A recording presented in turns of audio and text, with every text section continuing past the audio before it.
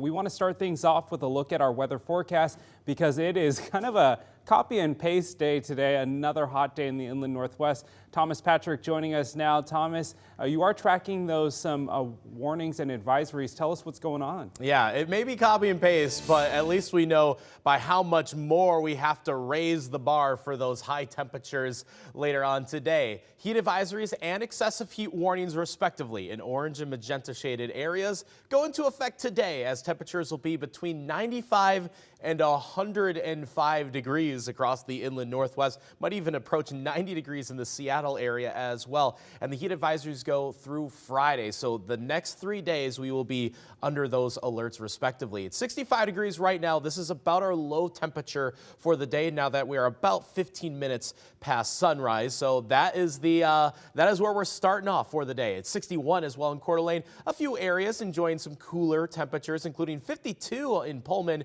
and 52 in Sandpoint, but just as equally, some areas are quite mild. It's already 70 degrees in Omak. And again, this is about the low, the coldest it's going to be all day today. And look at how those temperatures will rise to about 90 degrees by noon today and 98 during the peak heating hours this afternoon at around 3, 4, or 5 o'clock in the afternoon. So it is going to be scorching hot, but the hottest day still yet to come. We'll show you just what areas might be setting record highs before the week is through. So as Thomas just told us, more extreme heat is on the way. It's why the city of Spokane is reactivating its cooling plan. They are focusing on they're encouraging people to visit the libraries, splash pads, pools, and water misters at Riverfront Park. A popular way, though, for Spokanites to beat the heat is by taking a dip at one of the 6 local pools.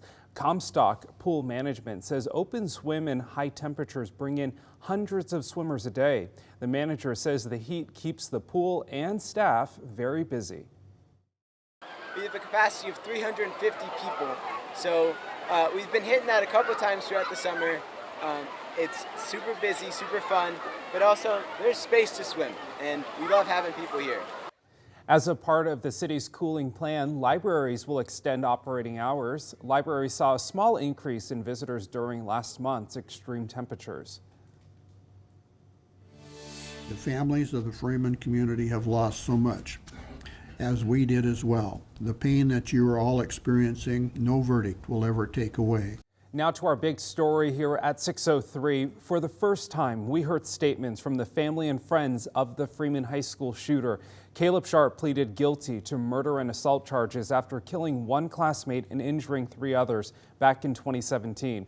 The Sharp family's pastor read the statements on their behalf. Several say they recognize the loss, pain, and heartbreak the shooter caused the Freeman community. We did not hear statements from the shooter's parents, but we did hear a statement written by his grandma and uncle.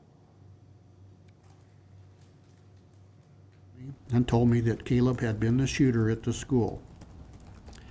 My heart broke into so many pieces. I felt shock, sadness, and disbelief. So many emotions flooded through me. Something happened with or to Caleb in the days prior that led up to that terrible incident. I do not believe it was the real Caleb Sharp that was involved in the shooting. Some outside force was involved with Caleb. Whether it was spiritual or psychological, something took place that influenced him to commit this evil act. The shooter's family and friends say nothing excuses what he did and believe he should face consequences. Meanwhile, the defense rested its case yesterday afternoon, and the state questioned the detective who interviewed the gunman right after the shooting. Today, the state will continue to call its experts and victims for testimony. The judge is expected to deliver the sentence on Friday. Happening today, opening statements begin in the trial of a former Spokane police officer accused of raping 2 women back in 2019. KREM 2's Kyle Simchuk shows us the timeline of events leading up to the trial. Well, the 2 alleged victims have one thing in common. They had called police for help, and Nash was the officer who showed up. The second victim didn't come forward until last year, and that's when a judge decided the 2 cases could merge into a single trial. In October of 2019, a man walked into the public safety building to report that his daughter had been raped by a Spokane police officer. That woman called 911 earlier that month saying her boyfriend tried to strangle her. According to court documents, former officer Nathan Nash responded to the call and followed up a week later saying he needed to document her injuries. Court docs say the victim was alone in her apartment when she lowered her pants to show Nash her bruises. The woman says that's when she was sexually assaulted. Nash was put on administrative leave, then arrested nearly a month later in November 2019, charged with second-degree rape and 2 counts of misconduct. The following day, he was released from jail without bond. Spokane Police Chief Craig Meidel provided a statement shortly after Nash's arrest, saying the alleged conduct is completely unacceptable.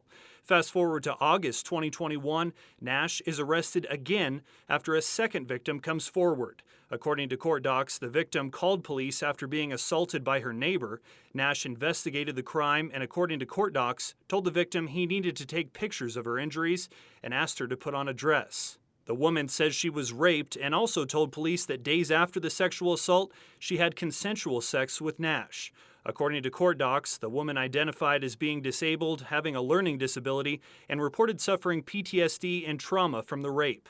Nash posted a $50,000 bond and was once again released from custody in August 2021. Now, a year later, his trial begins. Nash was hired by Spokane Police in 2018. Prior to that, he spent 13 years with a federal law enforcement agency. He continues to deny the charges against him. If convicted, he faces life in prison. In the newsroom, Kyle Simchuk, KREM 2 News. It's 6:07 now. Let's take a look at your morning rush. More news in less time. Spokane Valley deputies need help finding a missing vulnerable adult. Take a look. 44-year-old Ryan McCullum was last seen earlier this month outside of his adult care home in Spokane Valley. He has brown hair, blue eyes, and a full beard. He was last seen wearing a green shirt and blue jeans. If you've seen Ryan, you're asked to call Crime Check, that number there at the bottom of your screen. Washington Attorney General Bob Ferguson joined a coalition supporting the U.S. Department of Justice's lawsuit challenging Idaho's restrictive abortion law. The suit says because Idaho's law does not have adequate exemptions to protect pregnant mothers, it violates the Federal Emergency Medical Treatment and Labor Act.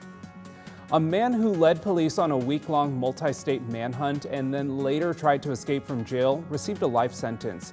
30-year-old Jesse Spitzer pleaded guilty in July to 16 charges. The majority of them are felonies. Then on Friday, he was sentenced to life in prison with 20 years fixed. This means he'll be eligible for parole when he's 50 years old.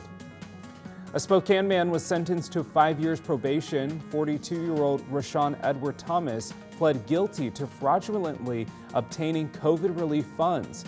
He received nearly $55,000 in relief funds for 2 fake businesses. Thomas will also have to pay the full amount back to the federal government. And that's a look at your morning rush.